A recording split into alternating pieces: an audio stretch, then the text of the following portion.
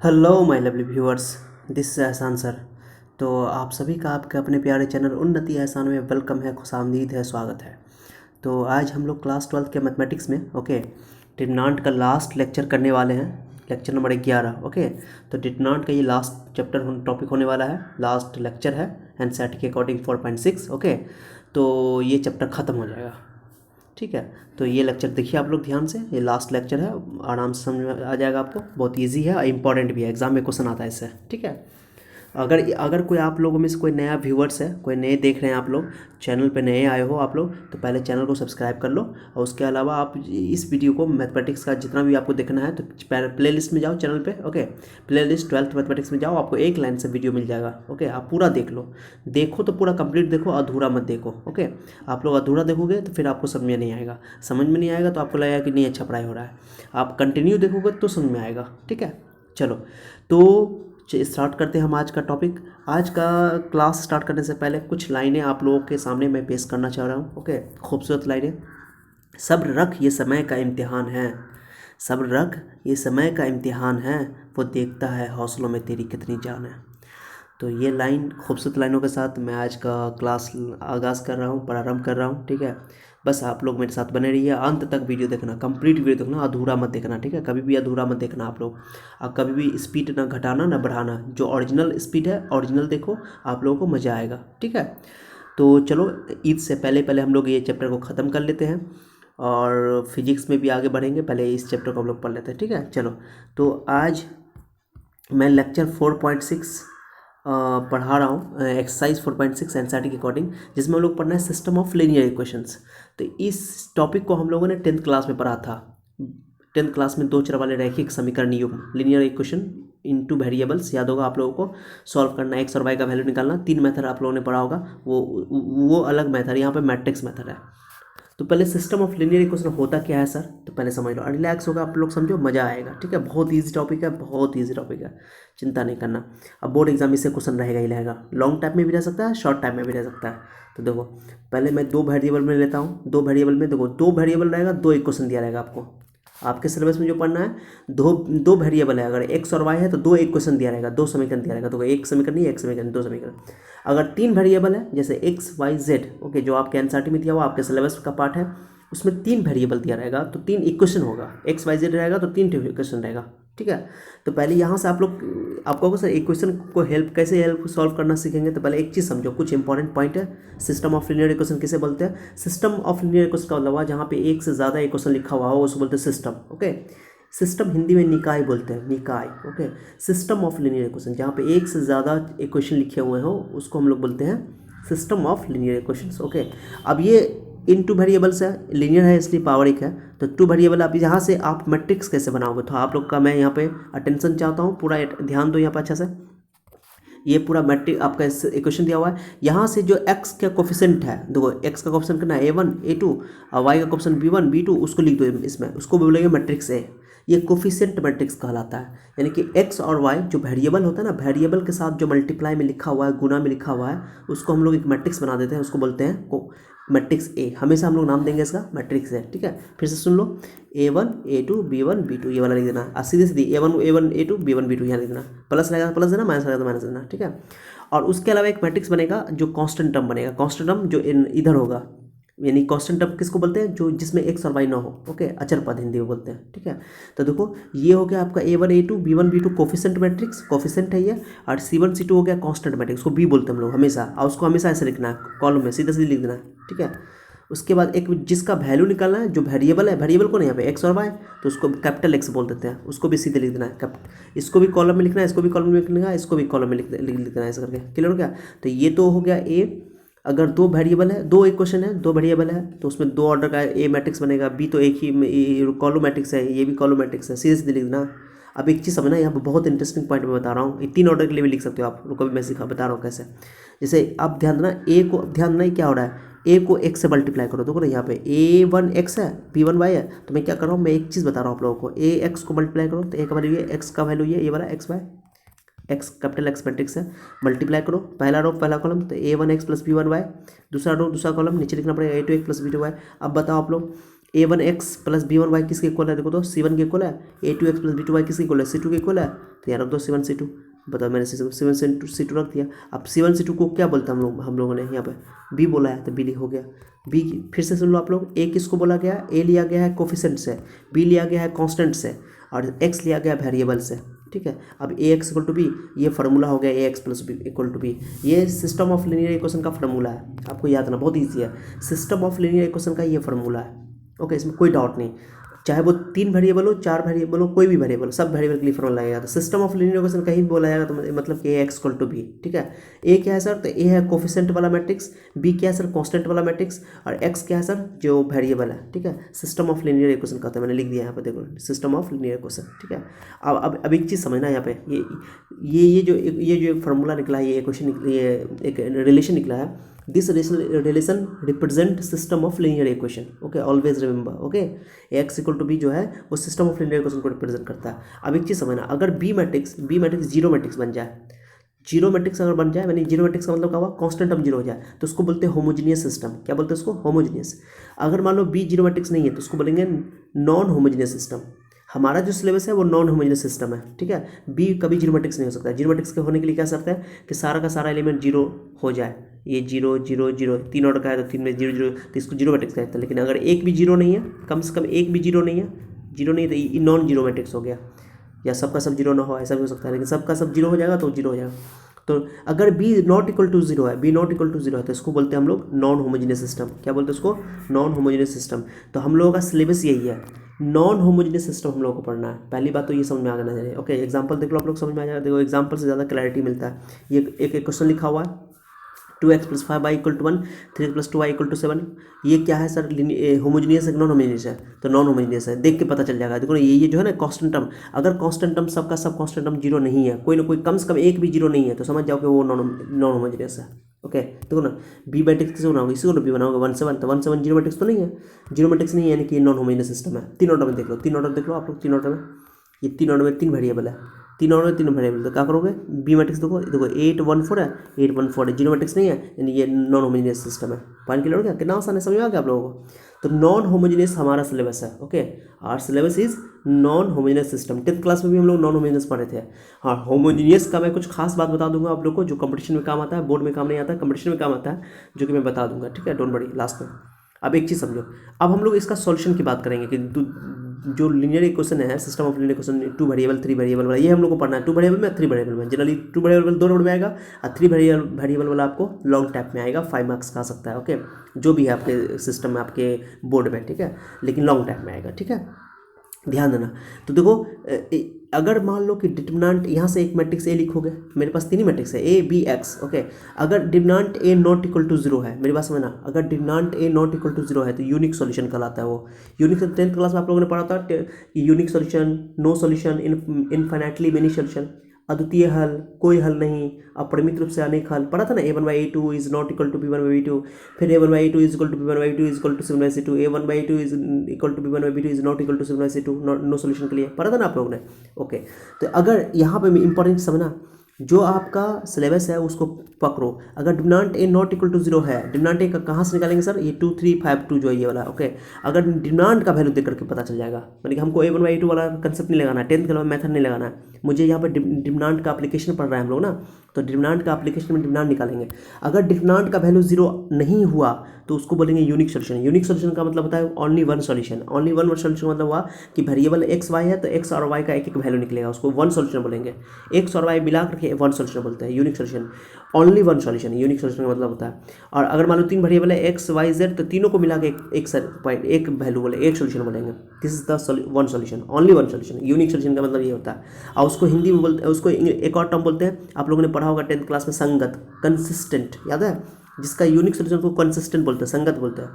हिंदी में इसको बोलते हैं संगत, कंसिस्टेंट, माने जिसका सॉल्यूशन होता है उसको कंसिस्टेंट बोलते हैं। ओके, 2 केस में सॉल्यूशन होता है, या तो यूनिक सॉल्यूशन होगा या तो इनफाइनाइट सॉल्यूशन होगा। दोनों केस में सॉल्यूशन है, अब दोनों को कंसिस्टेंट बोलेंगे, लेकिन यूनिक सॉल्यूशन और कंसिस्टेंट बोलेंगे इसको जब determinant A not equal to 0 होगा। बस ये कंडीशन याद रखो, यही काम आएगा पूरा। सबसे ज़्यादा केस यही हमारे लिए, इसी को सॉल्व करना है। हमारे सिलेबस में जो एक्स और वाई का वैल्यू निकालना है या एक्स वाई जेड का वैल्यू निकालना है, वो इसी वाला टाइप को हम लोग को सॉल्व करना है। Okay, this is the syllabus. Okay, हमारा सिलेबस यही है। अब इसको सॉल्व कैसे करेंगे सर, कौन फॉर्मूला लगाएंगे, कैसे सॉल्व करेंगे सर। कौन मैट्रिक्स मेथड इस्तेमाल होगा? तो 10th क्लास में जो सॉल्व करते थे elimination method, cross multiplication method, आप लोगों ने पढ़ा होगा सब्स्टिट्यूशन मेथड, प्रतिस्थापन विधि, विलोपन विधि, वज्रगुणन विधि, पढ़े होगा ना ये सब 10th क्लास में। तो वो नहीं, यहाँ पे मैट्रिक्स मेथड लगा करके सॉल्व करना है, मैट्रिक्स के हेल्प से। तो कैसे निकालोगे? तो अभी हम लोगों ने पढ़ा A X equal to B system of linear equation, पढ़ा ना। A demand A not equal to 0 है यूनिक सोल्यूशन केस में, यही केस है हमारा सबसे ज़्यादा, यही पढ़ना है। अब ए को हटाना नहीं, इसे ए को हटाना ना, तो ऐसा नहीं करना कि ए को डिमांड में ले जाना, मुझे एक्स चाहिए, एक्स मतलब वेरिएबल चाहिए, एक्स का वैल्यू चाहिए। तो मुझे क्या करना है कि एक्स का वैल्यू निकालने के लिए ए को डिवाइड में डाल दोगे, मैट्रिक्स है, मैट्रिक्स का डिवीजन नहीं होता है, इन्वर्स होता है। तो क्या करो, ए को हटाने के लिए ए इन्वर्स से दोनों तरफ मल्टीप्लाई कर दो। ओके, दोनों तरफ मल्टीप्लाई करो। आपको समझ में आया तो ठीक है, नहीं समझ आया तो कोई दिक्कत नहीं है, बहुत ईजी है, समझ में आ जाना चाहिए, बहुत आसान है। तो क्या करो, ए इन्वर्स से मल्टीप्लाई कर दो दोनों तरफ, लेफ्ट लिखोगे इन्वर्स तो इधर लिखना पड़ेगा इन्वर्स, इन्वर्स इधर लिख दिया, इधर लिख दिया इन्वर्स। ए इन्वर्स इंटू ए क्या होता है? आई, मैंने बताया था पिछले लेक्चर में, ए इन्वर्स इंटू ए क्या होता है? आई होता है, आइडेंटिटी मैट्रिक्स आई। तो आई का कोई वैल्यू नहीं है मैट्रिक्स में, गुना में आई, ये इन्वर्स है, एक्स इक्वल टू इन्वर्स भी, ये फॉर्मूला हो गया। यही फॉर्मूला लगा के हम लोग सवाल सॉल्व करेंगे, ये फॉर्मूला हो गया यूनिक सोल्यूशन। मैक्सिमम केस में यही क्वेश्चन लगेगा, मैक्सिमम केस में ये फॉर्मूला है ए इन्वर्स, यानी कि सिंपल बात है, एक्स का वैल्यू मुझे चाहिए तो पहले ए इन्वर्स निकालना पड़ेगा, जैसा मैंने पिछले लेक्चर में पढ़ाया, ए इन्वर्स आएगा तभी आपको सवाल बनेगा।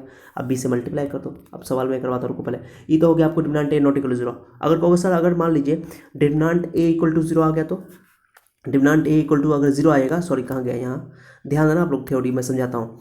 डिमांड ए इक्वल टू 0 हो गया तो उस केस में क्या करना पड़ेगा, एडजॉइंट ए को बी से मल्टीप्लाई करेंगे। 0 वर्टेक्स आया तो कहेंगे इन्फिनिटली मेनी सोल्यूशन, उसको कंसिस्टेंट बोलते हैं। और अगर एडजॉइंट ए को बी से मल्टीप्लाई करने पर नॉट इक्वल टू 0 आया तो नो सोल्यूशन, इनकंसिस्टेंट बोलते हैं, असंगत बोलते हैं। आपको सर नहीं समझ में आया सब, तो एग्जाम्पल समझ आएगा, आप लोगों को पहले वेट कर लो आप लोग, पहले मैं एक सवाल करवाता हूँ। पहले एक और चीज़, अगर मैंने बोला था कि बी 0 वर्टेक्स नहीं होगा तो नॉन होमोजेनियस, अब बी अगर 0 वर्टेक्स हो गया तो होमोजेनियस। जैसे एग्जाम्पल दो, बहुत आसान है। अगर इक्वल टू में देखो 0 है कि नहीं, कांस्टेंट टर्म 0 है कि नहीं है, तो बी 0 वर्टेक्स हो गया तो इसको बोलते हैं होमोजेनियस। होमोजेनियस का बारे में हम लोग इसी लेक्चर में आगे लास्ट में पढ़ेंगे, वो ऑब्जेक्टिव के लिए, बोर्ड कंपटीशन के लिए और बोर्ड के लिए।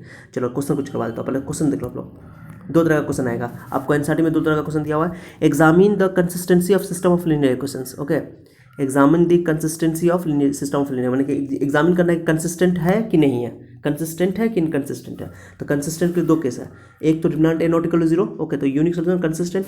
एक डिमांड ए का वैल्यू अगर 0 आ गया तो उस केस में एडजॉइंट ए को बी से मल्टीप्लाई करना पड़ेगा। अगर 0 मैट्रिक्स आया तो इनफिनिट, ये भी कंसिस्टेंट होगा। अगर 0 नहीं आया तो इनफिनिट, ये नो सोल्यूशन, इनकंसिस्टेंट। 2 क्वेश्चन मैंने लिख रखा आप लोगों के लिए भाई, ऊपर जो मैंने एग्जाम्पल लिया, ये दोनों एग्जाम्पल देख लो, दोनों को देखता हूँ। इसका ये क्वेश्चन लिख लेना, पहले पूरा थ्योरी लिखने के बाद ये क्वेश्चन लिखना लास्ट में, सॉरी। ओके, तो ये पूरा क्वेश्चन लिख लेना, उसके बाद मैं इसका सॉल्यूशन इसी पेज पे ऊपर में मैंने दिया है, ऊपर में देखो यह है, देखो आप लोग ध्यान देना, आराम से समझ लो, हड़बड़ाओ नहीं, अभी मत नोट करो, पहले समझ लो आप लोग, ठीक है। चलो ये क्वेश्चन है, अब यहाँ से ए लिखो, एक मैट्रिक्स से लिखेंगे 2 3 3 2, है ना, ये ना, यह गलती लिखा गया, सॉरी, यहाँ पर लग रहा है गलती लिखा गया, यहाँ 2 3 लिखा गया, सॉरी। क्वेश्चन मैं देख लेता हूँ, देखो तो 2 3 और 5 2 था, 5 था, यहाँ देखो 2 + 5 था, मैंने गलती लिख लिया, देखो यहाँ पर आप लोग सही कर लेना, ठीक है। गलती हो जाता है, हम लोग इंसान ही हैं, ठीक है, भगवान तो नहीं है ना, I am not a God, okay, I am a common people, common man, okay, don't underestimate the power of a common man, okay. चलो ठीक है, कोई बात नहीं। तो 3 है, 3 की जगह 5 लिख देना, आप लोग गलत हो गया, मिस्टेक हो गया, 5 कर लेना।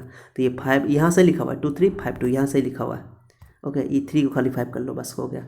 उसका डिमांड का वैल्यू निकालो, डिमांड का वैल्यू निकला 2 2 4, ओके, -5 -11 आया, -11 नॉट इक्वल टू 0 हो गया। और नॉट इक्वल टू 0 के लिए सर बोले हैं कि अगर नॉन सिंगुलर, इसे बोलते हैं नॉन सिंगुलर मैट्रिक्स, जिसका डिमांड का वैल्यू 0 नहीं होता है, जिस मैट्रिक्स के डिमांड का वैल्यू 0 नहीं है उसको नॉन सिंगुलर मैट्रिक्स कहते हैं, नॉन सिंगुलर, ओके। उसका इन्वर्स एग्जिस्ट करता है, या इन्वर्टिबल मैट्रिक्स कहते हैं। सिस्टम इज कंसिस्टेंट, बस चेक करना है, अभी सॉल्व नहीं करना है इसको, क्वेश्चन में बोलता है सॉल्व करना तो सॉल्व करते हैं, बोला चेक कंसिस्टेंसी चेक करना है, बस सिस्टम इज कंसिस्टेंट। तो थ्योरी में लिखा हुआ ना, अगर demand A not equal to 0 है, हम लोग को नॉन होमोजेनियस ही पढ़ना है, चिंता मत करना, नॉन होमोजेनियस कांस्टेंट टर्म 0 कभी नहीं होगा। तो डिमांड ए नॉट इक्वल 0 तो कंसिस्टेंट हो गया, आंसर हो गया। सॉल्व नहीं करना है, सॉल्व करने के लिए बोले तब सॉल्व करते हैं, सॉरी, सॉल्व करने वाला अगला लेक्चर पाएगा, चिंता मत करो। ये भी हो गया। दूसरा क्वेश्चन देख लो, ये क्वेश्चन देख लो, इसका भी ले लो, 3 6 5 10 लिख दो, मैं यहाँ पे मैंने लिख दिया आप लोगों के लिए, ए का वैल्यू रख दो, सॉरी। अब ए डिमांड ए का वैल्यू निकालो आप लोगों, तो 3 10 3 30 और 6 5 30 30 में 0 हो गया। अब 0 डिमांड 0 हो गया, तो अब मेरे पास देखो 2 केस है, डिमांड अगर जीरो हो गया तो पहले क्या करना पड़ेगा, डिमांड अगर ये जीरो हो गया तो दो केस करना पड़ेगा, ध्यान दो आप लोग। एक तो पहला नंबर की एडजॉइंट ए को बी से मल्टीप्लाई करना पड़ेगा, एडजॉइंट ए को बी का मल्टीप्लाई करके जीरो मैट्रिक्स आया तो इन्फिनिटी मिनी सोल्यूशन अनंत हल होगा, जिसको इन्फिनिट सोल्यूशन बोलते हैं, ये कंसिस्टेंट होगा। एडजॉइंट ए को बी से मल्टीप्लाई करने में जीरो नहीं आएगा तो उसको बोलेंगे नो सोल्यूशन। तो चेक करो अभी, यानी एडजॉइंट निकालना पड़ेगा इस केस में कंसिस्टेंट चेक करने के लिए।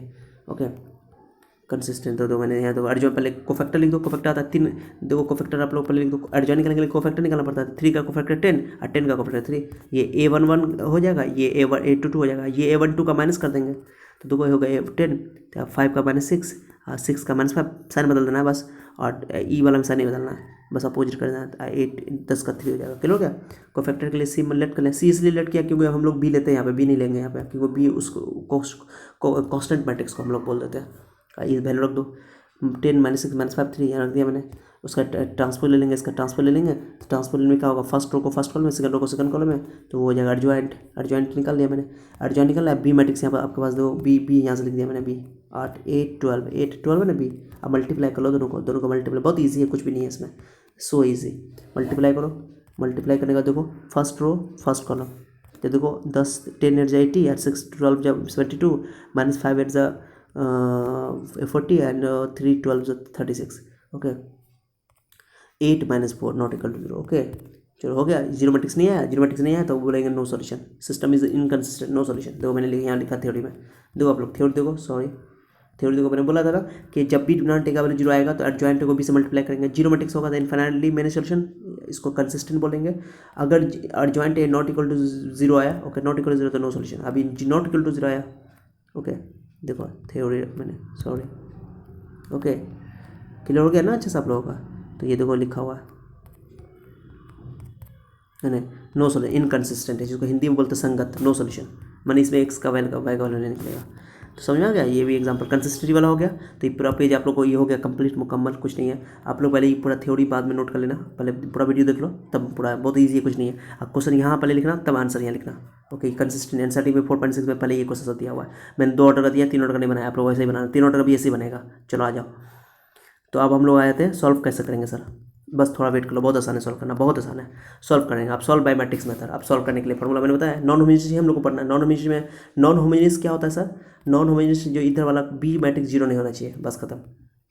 चलो मैं आप लोगों को नॉन होमोजेनियस सिस्टम क्वेश्चन को सॉल्व करने का तरीका बताता हूँ भाई, यूनिक सोल्यूशन वाला ही सॉल्व करना पड़ेगा, और किसी को सॉल्व करने की जरूरत नहीं है, हम लोग को सिलेबस में है नहीं, चिंता मत करना। कंपटीशन का मैं पढ़ाऊंगा तो डिटेल से पढ़ाऊंगा, ये कंपटीशन के लिए भी है, लेकिन ऐसा चलो solution of non homogeneous system, तो डिमांड एक्स इक्वल टू मैंने प्रूफ किया था, X equal to A inverse B, solve करना था, ये फॉर्मूला लगाना पड़ेगा। पिछला लेक्चर, पिछला स्लाइड में मैंने पढ़ाया था ना कि X equal to A inverse B, demand A not equal to 0 होना चाहिए, यूनिक सोल्यूशन। तब सॉल्व कैसे करोगे सर, पहले ए इनवर्स निकालना पड़ेगा, मुझे एक्स का वैल्यू चाहिए, सॉल्व का मतलब क्या होता है, वेरिएबल का वैल्यू चाहिए, तो अब मुझे ए इनवर्स पहले निकालना पड़ेगा, तो इनवर्स निकालो बच्चा की तरह जैसे निकालते थे। चलो ये बे क्वेश्चन मैंने पिछला वाला ले लिया, यहाँ से लिखा मैंने, तो ए का वैल्यू 2 3 5 2 ले लिया।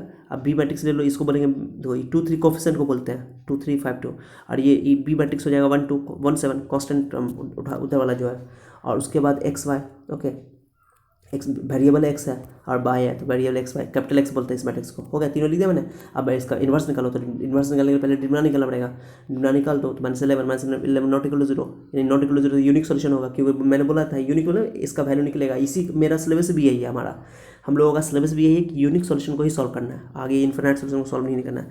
Given system has unique solution, यानी इसको बोलते हैं कंसिस्टेंट। अब इसका कोफैक्टर निकालो एकदम सेम तरीका, कोफैक्टर निकालो एकदम सेम तरीके से, कोफैक्टर निकाल के, कोफैक्टर कैसे निकालना देखा बता दे, क्या बताने की जरूरत तो नहीं है, फ्री में बता देता। चलो E2 का E2 हो जाएगा, 5 का -3 हो जाएगा, 3 का -5 हो जाएगा, बस हो गया।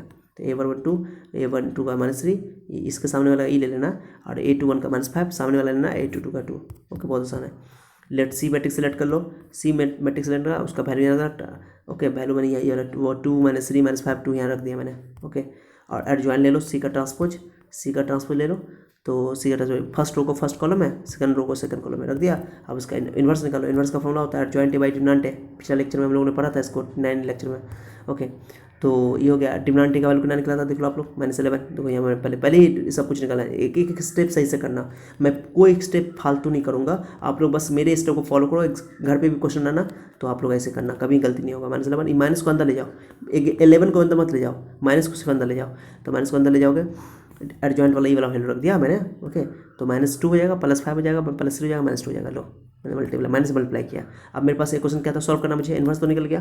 तो सॉल्व करने के लिए मैंने फॉर्मूला बताया था x = a इन्वर्स b, मैंने अभी बताया था आप लोगों को, मैंने बताया था ना। x का वैल्यू क्या है, xy, और a इन्वर्स का वैल्यू निकाल लिया 1/11, इतना 1/11 -2 5 3 -2। अब b का वैल्यू ये 1/7 था, देख लो सब कुछ, देख लो वहाँ से b भी देख लो, यहाँ पर क्वेश्चन था b, ये b था ना, ये b है 1/7, ठीक है, समझ लो बहुत आसान है। अब मल्टीप्लाई कर लो, अब अच्छे से बच्चों की तरह मल्टीप्लाई कर लो, कुछ नहीं करना,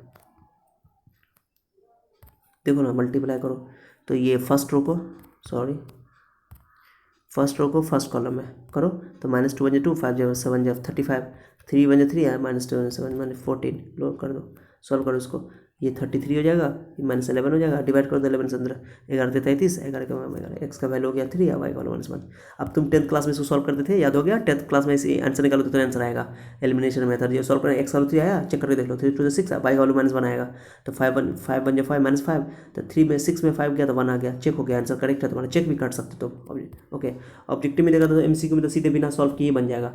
एमसीक्यू में क्वेश्चन पूछते हैं एग्जाम में ये सॉल्व करने के 2 मार्क्स में, तो आप कोई भी मेथड से बनाओ, लेट के बनाओ, सो कर बनाओ, डांस करके बनाओ, जैसे करके बनाना बनाओ।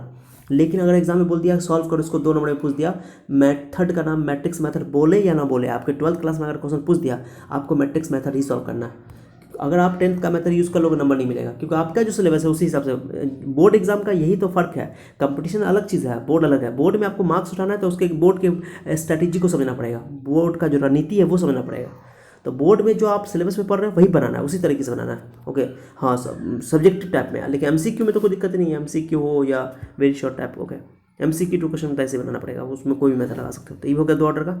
चलो 3 ऑर्डर में देख लेते हैं, 3 ऑर्डर देख लो, ये 3 ऑर्डर का में XYZ रहेगा, तो इसको भी सॉल्व कर लो। चलो ए वैल्यू लिख दो, 3 2 1 -2, यहाँ +1 है, माइनस भी लिख देना, अच्छा से ध्यान देना अच्छे से। एक्स का कोफिशिएंट, सब में एक्स का कोफिशिएंट देख लो, सब में एक्स का कोफिशिएंट, तो 3 2 1, कुछ नहीं रहेगा तो 1 होगा, ठीक है। जैसे ये -2, ये +1, यहाँ वाई में कुछ नहीं तो +1, ये -3, कहीं का भी क्या रहेगा, जैसे एक में वाई गायब रहेगा, एक में वाई गायब रहेगा, जहाँ पे वाई गायब रहेगा, मान लो इसमें वाई नहीं है, मान लो ये वाई नहीं रहता, अगर वाई नहीं रहता तो यहाँ पर 0 कर देते हैं, जहाँ पे गायब रहेगा वहाँ पे 0 कर देंगे। जैसे मान लो यहाँ पर जेड नहीं रहता, ओके, तो 3 0 और 2 लेते हैं, लेकिन यहाँ पर सब तीनों हैं, तो 2 3 2 1 एक्स वाला, वाई वाला हो गया -2 1 -3 3 -1 2 हो गया, ये ए बन गया, ये बी बना लो, इधर वाला बी हो गया, और सी हो गया आपका वेरिएबल क्या है, XYZ, ऐसे लिखना हमेशा वेरिएबल, क्लियर हो गया। 3 ऑर्डर वाला लॉन्ग टाइम में पूछेगा, ध्यान देना बहुत अच्छा से। तो पहले फिर इसका इन्वर्स निकालो, पहले डिटरमिनेंट निकालना पड़ेगा। चलो पहले मैंने एक स्टेप मैंने किया, कोई स्टेप नहीं छोड़ा आप लोग के लिए, एकदम इसी तरह सॉल्व करना है एग्जाम में, कभी गलती नहीं होगा आप लोगों का, बस पेशेंस रखो। डिटरमिनेंट का वैल्यू हो गया आपको, निकालो -17, जैसे तोड़ते हो, याद है ना, 3 लोगे, डिलेट 2 × 2 और माइनस प्लस हो गया, +3 होगा, तो सेकंड टाइम में प्लस आएगा तो माइनस लेंगे, मैंने ले लिया, गलती नहीं होगा यहाँ पर, एक भी गलती नहीं होगा, -2 है तो +2 ले लेंगे, ओके। चलो डिलेट 2 2 4 और -4 है तो +4 लेंगे, तो +4, क्लियर हो गया। इसका 3 ले लो, +3, तो 2 3 -6 -4 -10, ओके। आप सॉल्व कर लो उसको, -3 2 8 16 -30 -30 में -17 हो जाएगा, सॉल्व करना है। डिनोमिनेटर नॉट इक्वल टू 0 है, यूनिक सॉल्यूशन, इसी को सॉल्व करना है, यूनिक सॉल्यूशन को ही सॉल्व करने वाला देगा आप लोग का।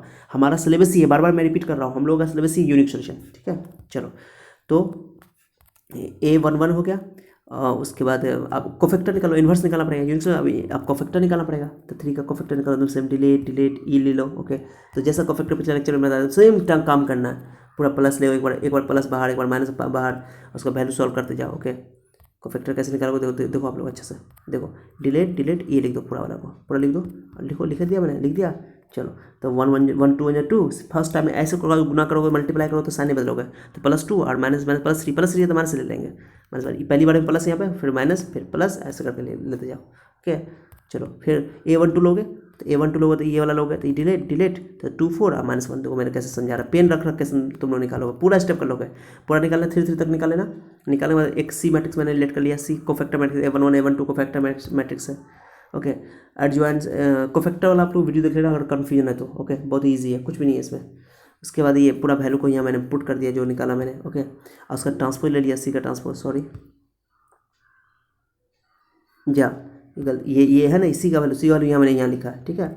अब एडजॉइंट लेंगे तो सी का ट्रांसपोज, तो ये ट्रांसपोज लेंगे, ट्रांसपोज में क्या करना है, ये फर्स्ट रो को फर्स्ट कॉलम में, सेकंड रो को सेकंड कॉलम में, थोड़ा छोटा लिखा जगह बचाने के लिए, क्योंकि बोर्ड पे जगह नहीं था मेरे पास लिखने के लिए पेज पे, ओके। चलो तो ए इन्वर्स, अब इन्वर्स निकालना है, तो ए जॉइंट बाई डिमांड है, डिमांड का वैल्यू -17 निकाला था, मैंने निकाल के रखा था यहाँ देखो, -17, ये देखो -17 है, तो -17, ओके।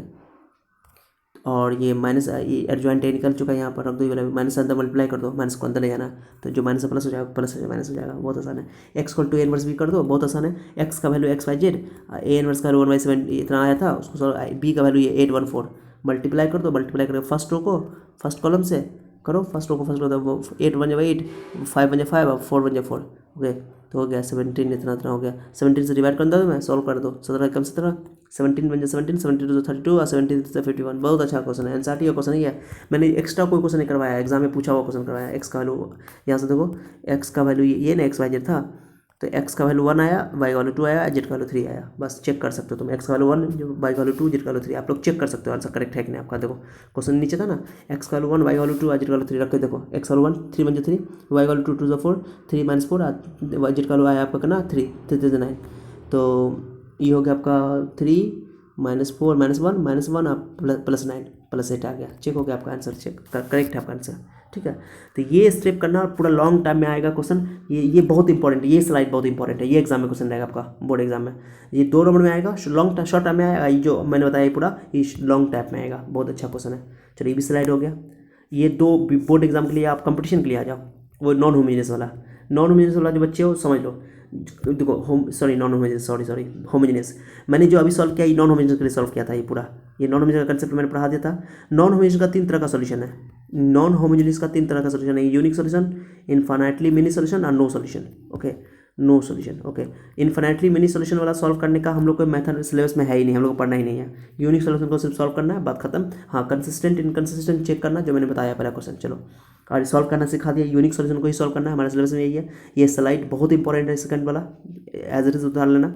दूसरा साइड अब आ जाओ, तीसरा ये होमोजेनियस का कंसेप्ट है, इसमें ऑब्जेक्टिव पकड़ाता है, कंपटीशन में भी बहुत ईजी है, कुछ भी टफ नहीं है, बहुत ईजी है, तुम लोग भी देख लो, सब देख लो, बिहार बोर्ड वाला बच्चे, सॉरी बोर्ड के एग्जाम वाले बच्चे भी देख लो, कंपटीशन वाला बच्चे तो जरूर देखो, क्योंकि इसमें क्वेश्चन सीधे IIT में सीधे पूछा हुआ है, भाई मैंने वही बना रखा है। तो देखो होमोजेनियस का 2 ही तरह का सॉल्यूशन होता है, एक यूनिक सॉल्यूशन और एक इनफाइनाइट सॉल्यूशन, नो सॉल्यूशन इसमें कभी नहीं होता है। होमोजेनियस का पहचान क्या है सर, तो कांस्टेंट टर्म 0 रहेगा, सबका सब कांस्टेंट टर्म 0 रहेगा, उसको होमोजेनियस कहते हैं। AX = B होता है ना, तो B का वैल्यू 0 मैट्रिक्स हो गया था, X = 0, इसको होमोजेनियस सिस्टम कहते हैं।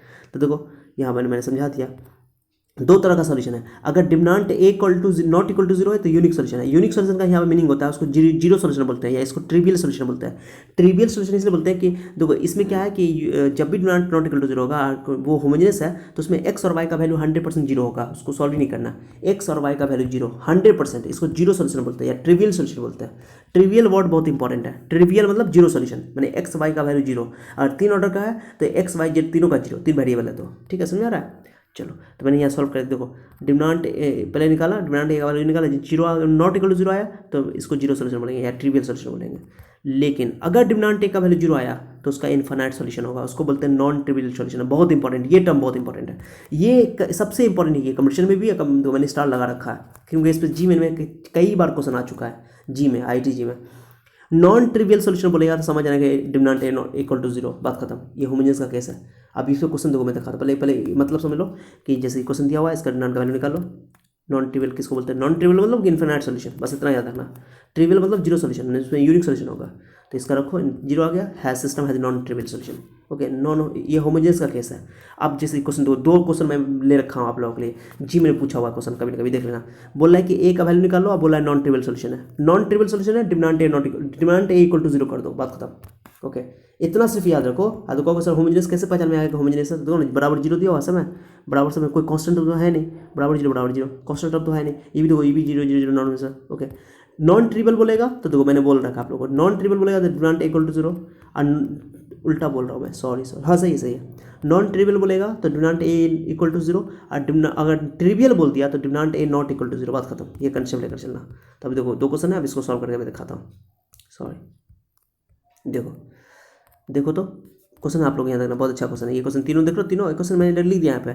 अब बोला इसमें A का वैल्यू चाहिए, नॉन ट्रिवियल सॉल्यूशन है, तो A पहले लिख दो, x का क्वेश्चन क्या ना 1 A, तीनों में x है, इसमें तीनों में y है, देखो तो यहाँ y है, A हो गया, यहाँ y है 1 है, इसमें y तो है ही नहीं, तो 0 ले लो, मैंने बताया था आप लोगों को। z इसमें है, z नहीं है, z है 0, इसमें z नहीं है 0, इसमें z है 1, हो गया। अब इसको डिटरमिनेंट A को 0 = कर दो, =0 कर दो, क्योंकि सर बोले हैं कि नॉन ट्रिवियल, क्वेश्चन में बोला है नॉन ट्रिवियल सॉल्यूशन है, क्वेश्चन देखो ना, अभी देखो लास्ट में बोल रहा है कि A का वैल्यू निकालो, has non trivial solution, find A, okay. अब रोको, दोनों में बोल रहा है, उसमें लेमडा निकालना, इसमें A लिखाना, ओके चलो, तो ये हो गया। आप इसको डिटरमिनेंट ए का वैल्यू 0 कर दो, 0 के बराबर करके तोड़ ताड़ कर लो, 1 ले लो, डिलीट डिलीट 1, सॉरी 1 का ही लेंगे, 2 जीरो किसमें लगातार 2 जीरो तो है इसमें, इसमें तोड़ दो, 1 1 जब 1 अब A square, 1 minus square equal to जो 0 हो गया, तो ए का वैल्यू हो गया प्लस 1 कितना आसान है, ए का वैल्यू निकल गया।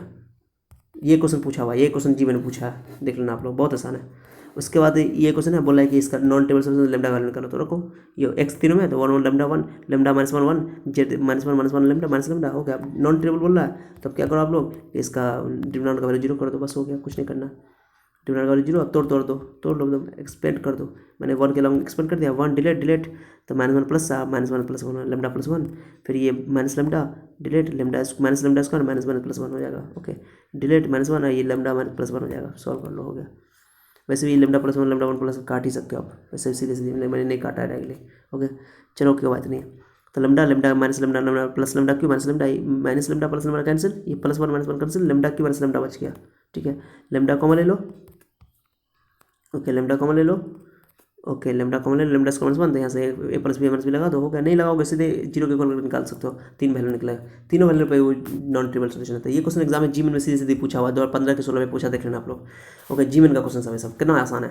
तो अगर नॉन ट्रिवियल सोल्यूशन बोला तो नॉट ए इक्वल टू 0 कर देना, नॉन होमोजेनियस से पहचान दो, नॉन होमोजेनियस बराबर 0 दिया हुआ। ओके तो उम्मीद करते हैं कि आप लोग ये लेक्चर समझ में आ गया होगा। ये चैप्टर 4.6 खत्म हो गया। जो बच्चे बिहार बोर्ड वाले बच्चे हैं, बोर्ड की तैयारी कर रहे हैं, सीबीएसई बोर्ड हो या स्टेट बोर्ड हो, कोई भी स्टेट बोर्ड हो, उनके लिए ये स्लाइड इंपॉर्टेंट है, बस ये सब इंपॉर्टेंट कंसेप्चुअली तीनों इंपॉर्टेंट था।